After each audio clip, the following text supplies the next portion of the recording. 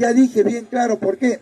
Porque la fiscal Benavides, la fiscal de la Nación, ha dicho, no tengo pruebas, todos son indicios. Y tal es así, ¿no? Que ella creo que ni siquiera ha elaborado ese expediente de 300 folios. Se lo han dado a ella para que firme y lo mande al Congreso. Pero ¿cuál es la presión detrás de todo esto? ¿Sabías tú que la fiscal y su hermana están comprometidos con el lavado de dinero y el narcotráfico? Entonces la derecha no es tonta. Ni haces esto o te vas a la cárcel. Ella cumplió, mandó el expediente al Congreso, no sabe qué hay ahí, pero sí sabe que hay 300 folios. ¿Y qué hizo un sector del Congreso? La llamó, que venga la fiscal acá a explicar estos puntos. ¿Qué va a ir si ya ni sabe qué hay ahí? Por eso no fue. ¿Te das cuenta, amigo? Entonces todo esto, amigo, ¿no es cierto?, está involucrando que el Estado y estos, la extrema derecha y los grupos de poder se unen por su propia práctica antidemocrática y en contra de lo que es la Constitución política del Perú. ¿Ya, compañeros? Bien, ¿alguna otra participación, amigo, no?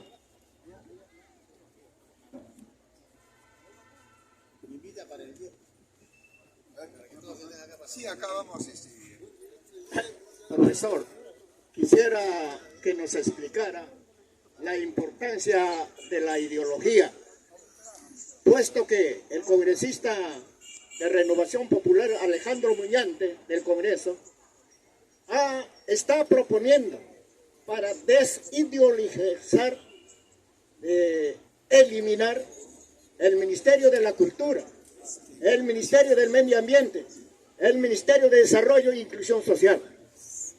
Pienso que la cultura es un proceso y eliminar eso, pienso que es no conocer o es ser anticientífico, no conocer. O sea que el señor, si nosotros nos pasamos, profesor Jaime, las recomendaciones de Mario Bunge, la cultura es un proceso, una realidad que sigue, ¿no?, su curso. Y este señor parece que no conoce ni ABC de esas recomendaciones y dice hay que eliminar el Ministerio de Cultura. Entonces, para desideologizar, bueno, en este caso, pues, no sé, será pues a la población peruana o a los congresistas.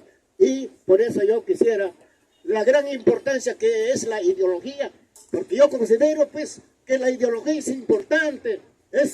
La ideología es conocer ideas filosóficas, ideas políticas, que debemos conocer. Justamente aquí, con el profesor ahora, con usted, nos estamos ilustrando y avanzando nuestras ideas cada vez más mejor. Mi querido proceso está. Bien, compañero. Primeramente hay que definir lo que es ideología. Eso es lo que hubiera hecho el congresista Muñante. Explicarle por qué él es elegido por el pueblo. Explicarle al pueblo y al recinto del hemiciclo qué cosa es ideología. ¿Qué es ideología? Es un sistema de ideas que se refleja en la mente del hombre, sus relaciones materiales de existencia, y que éste la proyecta a un determinado objetivo de desarrollo social. ¿Qué cosas son relaciones materiales de existencia? Es el derecho al trabajo digno con la naturaleza. 2, el alimento, el abrigo, la salud, la vivienda, la familia, etc. Eso es ideología. Entonces, ¿por qué me voy a ir yo contra la cultura? Pero ahí está, la derecha, el rico, el opresor, no quiere que el pobre se eduque, se culturice. No, es dañino. ¿Por qué? Porque tener conocimiento es la mejor bala que puede tener el pobre. Es el mejor misil que puede tener el pobre. Es la mejor herramienta. Y ellos lo saben. ¿Por qué crees tú que han venido acá? Por parte de ellos, el Ministerio Público. ¿A qué? A notificar a todo el que habla. Esa es la derecha. La derecha no puede en el mundo Nadie puede defender el capitalismo. Nadie en el mundo. Nadie puede cuestionar el socialismo. Acá, ¿quién puede defender el capitalismo? No insultar, no pelear. ¿Quién puede defender el capitalismo? En términos de economía, de filosofía, de sociología. ¿Quién? Nadie. Y eso le duele a la derecha, porque no puede. Por eso chantajean, difaman, calumnian, porque no tienen argumentos en el mundo.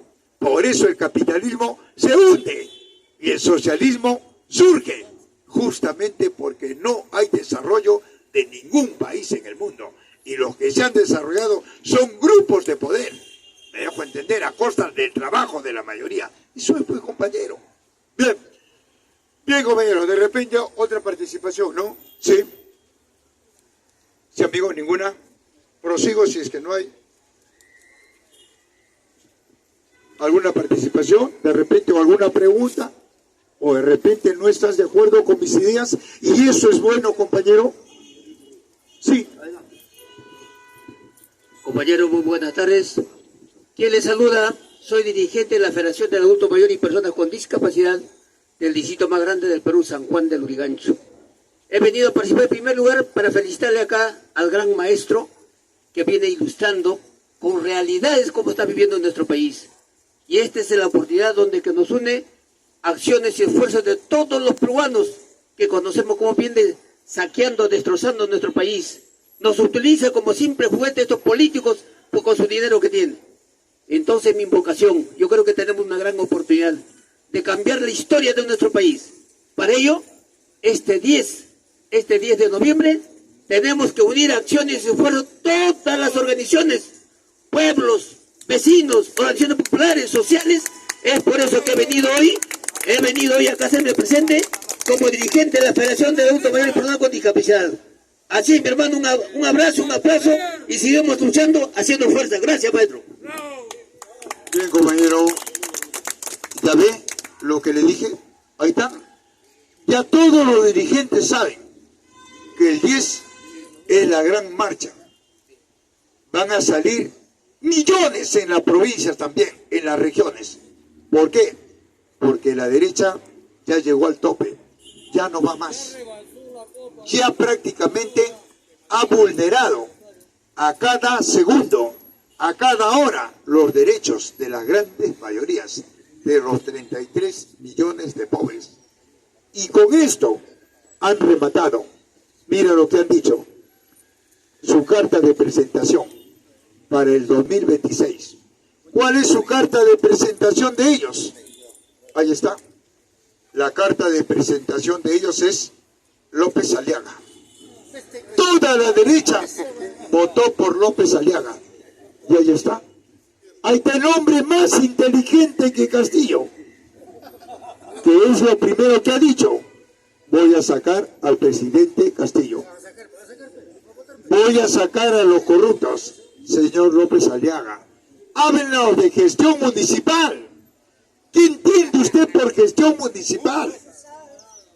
¿Cómo es que usted no ha podido administrar una empresa porque le debe al Estado 35 millones? Y ahora usted habla de corrupción. Y está haciendo juicio para no pagar. Y habla de corrupción. Oiga, ¿sabe qué dice? Que va a ser de Lima una potencia. Yo quisiera que el señor López Aliaga venga acá y me diga qué es potencia para él. ¿Qué es potencia? Oiga, amigo, porque una cosa es potencia para una clase y otra es potencia para otra clase. Mucho cuidado. ¿Sabe qué dice? Voy a ir al Banco Mundial. Voy a ir al Fondo Monetario. Voy a ir al Banco Interamericano de Desarrollo. Porque con ese dinero voy a desarrollar el Perú. O Lima, metropolitana. Y yo te vuelvo a preguntar. ¿Sabías tú cómo se fundó el Banco Mundial? ¿Sabías tú cómo se fundó el Banco Interamericano de Desarrollo? El Fondo Monetario, con delincuentes, ¿no lo han asesorado al señor López Aliaga? Oiga, el Banco Mundial te presta una aguja y tú tienes que devolverle barretas. Te presta un sol y tú tienes que devolverle millones. Y si no tienes, déjame tu riqueza. Eso es el capitalismo. Entonces, ¿de qué corrupción habla el señor López Aliaga? El señor López Aliaga lo primero que tiene que hacer acá es preguntarse si puede gobernar Lima con 11 millones. ¿Qué es 11 millones en una provincia? Eso es lo que tiene que hacer él. Declarar en emergencia Lima metropolitana, reunirse con todos los gobernantes para desintoxicar y despoblar Lima, que la gente del campo sigue llegando acá, a quedarse, a invadir los cerros, porque no hay desarrollo allá, porque los grupos de poder, la riqueza que está en el campo, la rematan a las grandes transnacionales, a las grandes corporaciones. Por eso es que no hay desarrollo. Y por eso es que el Perú sigue siendo semifeudal, semicolonial. Solamente somos exportadores de materia prima, de recursos primarios, productos tradicionales, no tradicionales. Y mira cómo estamos. Mira cómo estamos, teniendo la riqueza que nadie la tiene. Fíjate. Pero ahí está pues, los ricos cada vez son más ricos. Es decir, los que no trabajan son ricos y los que trabajan son pobres. Los que no trabajan comen y los que trabajan no comen. Los que trabajan viven en residencias y los que trabajan en barriadas. ¿Qué te parece, amigo? Ese es pues el sistema capitalista. Bien, compañero. Bien, ¿alguna otra participación? Sí, ¿alguna otra participación, compañeros? A ver, yo quiero decirle una cosa a ustedes, ciudadanos. A ver, no sé si ustedes saben si son ciudadanos o no sé, pero una cosa les voy a decir. Es que, amigo, la ignorancia, por eso que tenemos un ignorante ahorita en la presidencia. No es para que te ríes, brother. Respeta lo que estoy hablando y tú te estás riendo. Entonces, ¿qué estamos hablando? Es que, amigo, a ver, pregúntame a mí de cualquier cosa. A ver, dime. Dime.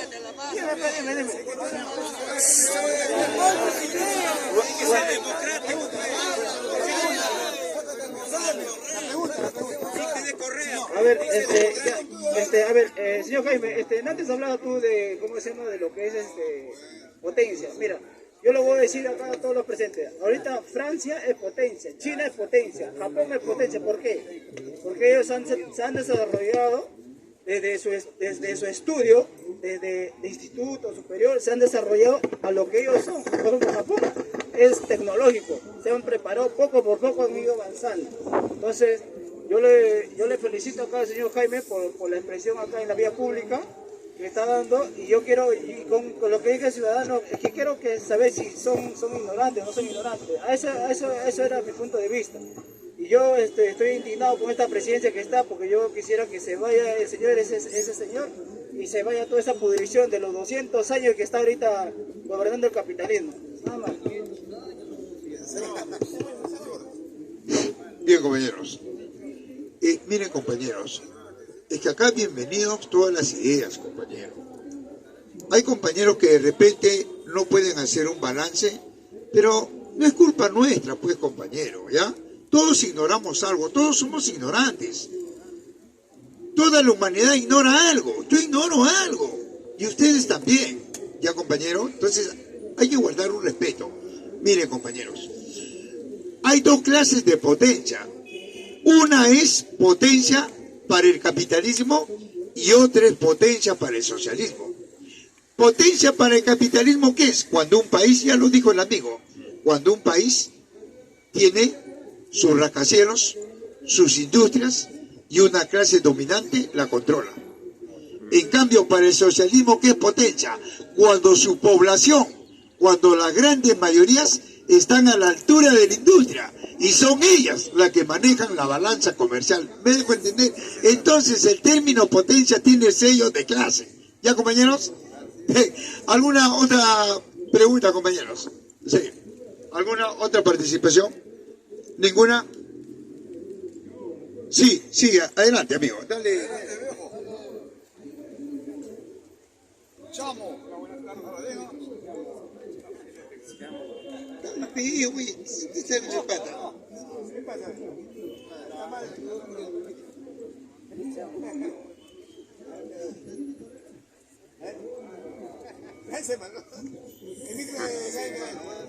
Todo. Ya. Hola.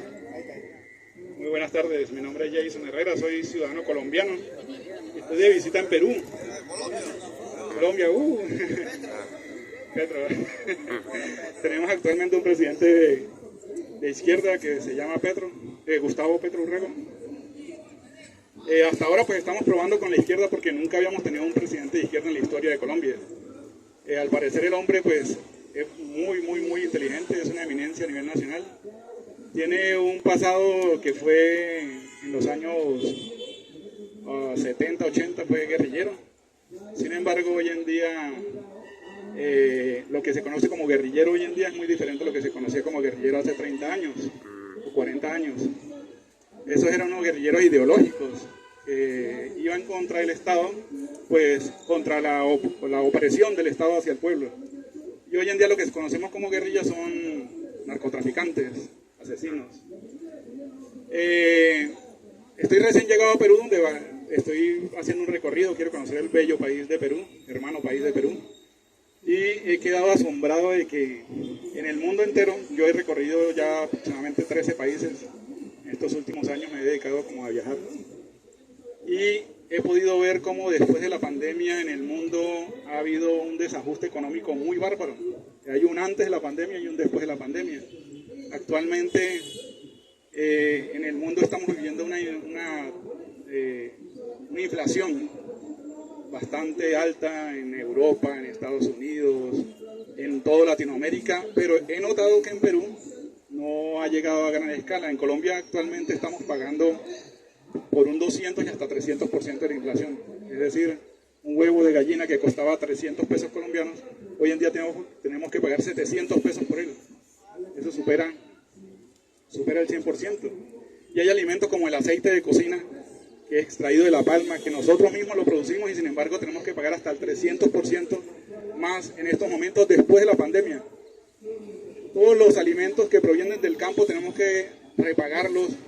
Una libra de guayaba, una libra de fruta de cualquier, o una libra de hortaliza que costaba 100, ahora cuesta 300 y hasta 400 pesos debido a que después de la pandemia ha habido un crecimiento una devaluación de la moneda colombiana y un crecimiento del dólar ante nosotros, y tenemos que importar todos los insumos químicos que se necesitan para cultivar en el campo, porque los gobiernos que teníamos acabaron con esas industrias que producían los insumos químicos, y pues el presidente que tenemos actualmente quiere como reversar un poco eso.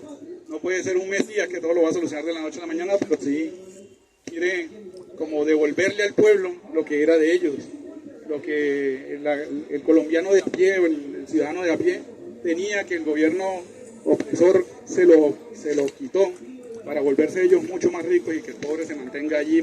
No les interesa que el pobre estudie, no les interesa que el pobre crezca, porque un día entonces el pobre va a ser importante y el pobre entonces le va a quitar el poder al rico. Entonces un poco de eso quiere hacer Petro. Da miedo porque siendo un gobierno de izquierda hemos visto como en Venezuela lo que pasó, hemos visto lo que pasó en Cuba. Pero hay gobiernos de izquierda que se muestran como progresistas, como se muestra Gustavo Petro Urrego. Los felicito a ustedes todos los peruanos con la fuerza peruana que han logrado que la inflación no haya superado tasas exorbitantes, porque indagando he sabido que lo que costaba hace un año o 2 años un producto hoy se mantiene. Varía, depende de cosecha y todo este tema, que es lo normal en la economía, que oferta y demanda, pero eso son cuestiones normales. Nosotros en Colombia no estamos gozando de eso en estos momentos. Digamos que los gobiernos de 50 años hacia acá se encargaron de destruir lo que al pobre le favorecía y de favorecer lo que al muy rico le beneficiaba, porque ni siquiera hablamos del rico, sino del muy rico, del multimillonario. Ellos están gozando y viven en otras partes del mundo gozando de lo que extrajeron por muchos años de nuestro país, y hoy en día el pobre lo está sufriendo. Entonces, a esa fuerza peruana que ha logrado que este país se mantenga, que la economía esté vigente, que sea una economía sólida en Latinoamérica, porque recorriendo países de Latinoamérica me he dado cuenta que Perú se mantiene. No sé este nuevo gobierno que tienen de izquierda cómo será el comportamiento. Algunos dicen que muy mal, otros que dicen que pueden hacer cosas buenas. No lo sé, pero como pueblo, los felicito como pueblo, Los felicito porque mantienen su campo, porque cultivan, porque venden, porque tienen sus negocios, porque no quieren explotar al mismo ciudadano, quieren vender sus productos al precio razonable y han logrado mantener esos estándares de precios. He notado que para ustedes el salario mínimo no tiene que estar creciendo de manera grande, porque para nosotros, con el tema de la inflación que les estoy hablando del 200 y hasta el 300%, los últimos 2 gobiernos han tenido que hacer incrementos nunca antes vistos del salario mínimo porque la inflación se lo ha tragado. Es decir, en Colombia un salario mínimo que es 1 millón de pesos colombianos es aproximadamente como unos 900 soles colombianos, no alcanza para vivir. O sea, en Colombia 900, te vas con 900 soles a Colombia, no te alcanza para nada. O sea, para vivir 15 días sería muy difícil. Y el colombiano de a pie, el colombiano,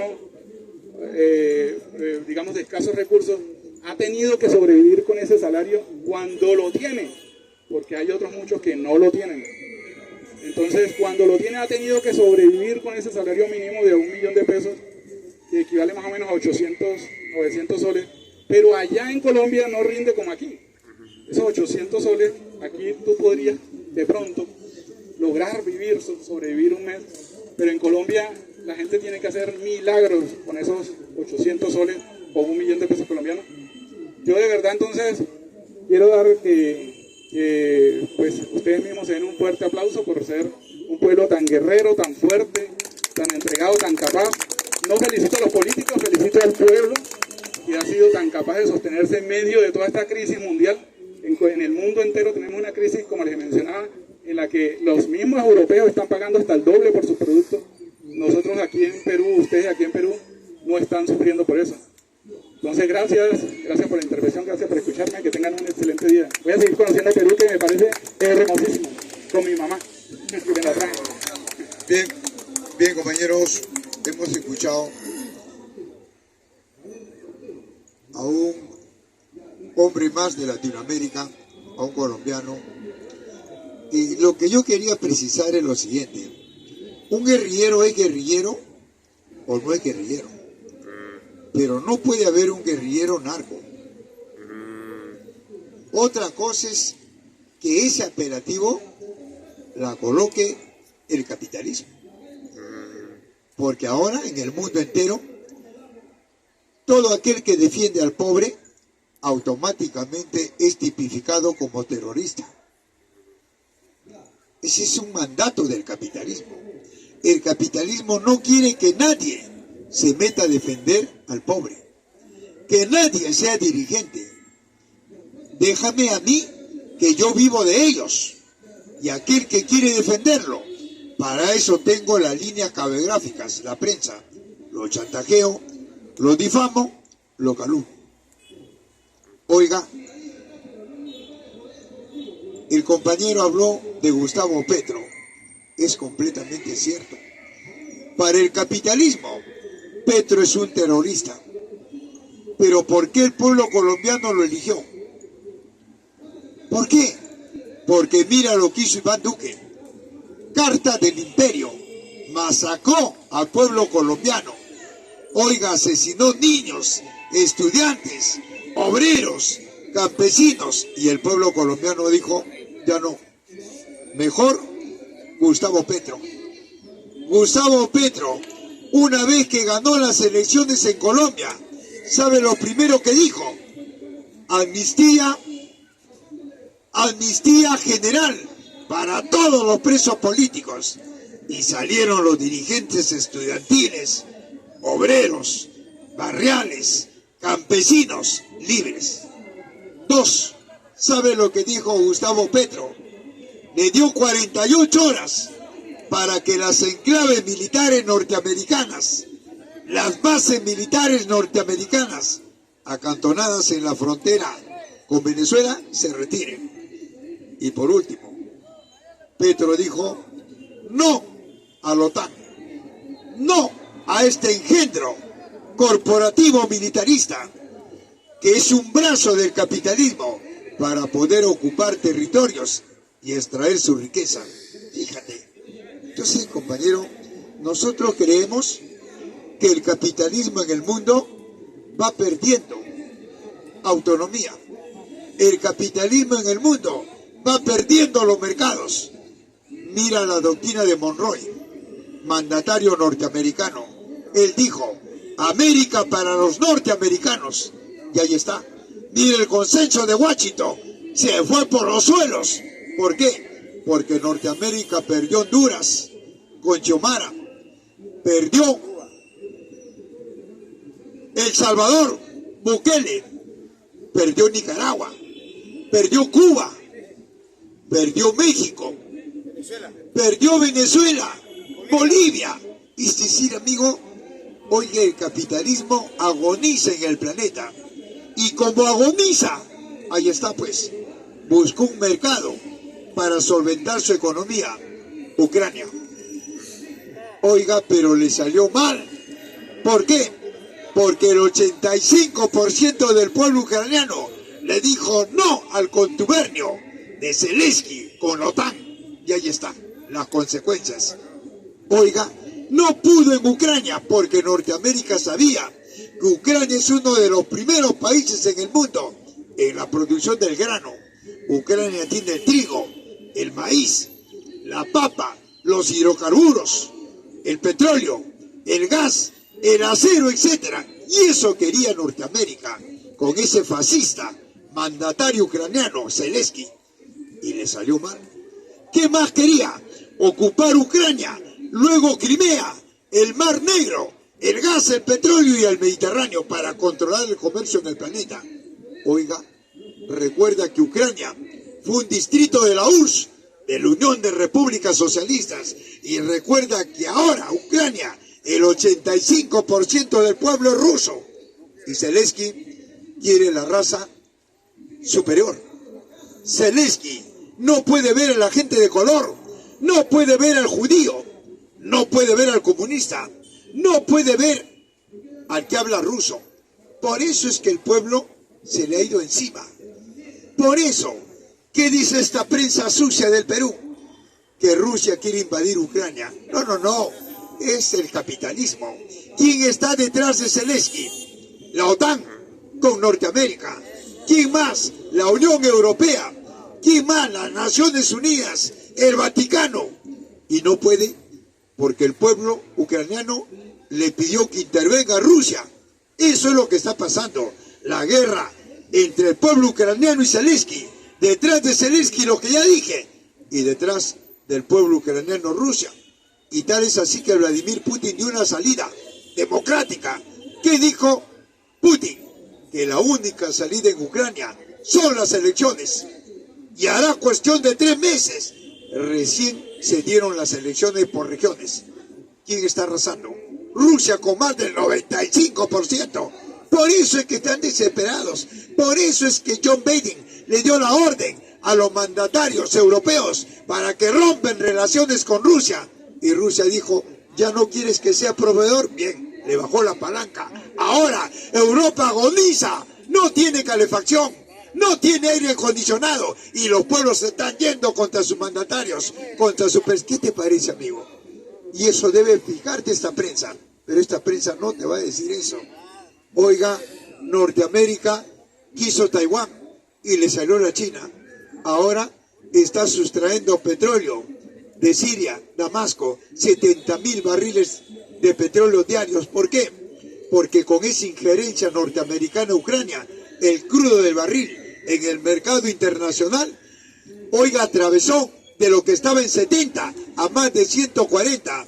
Y los primeros países que tienen hidrocarburos en el mundo son, en primer lugar, los países árabes, 2 Rusia y 3 en América Latina, Venezuela. Norteamérica no tiene petróleo. Por eso John Biden se puso de rodillas ante Maduro. ¿Y Maduro qué le dijo? Te voy a vender, gringo, el crudo del barril, de acorde al mercado internacional, $200. Y no quiso.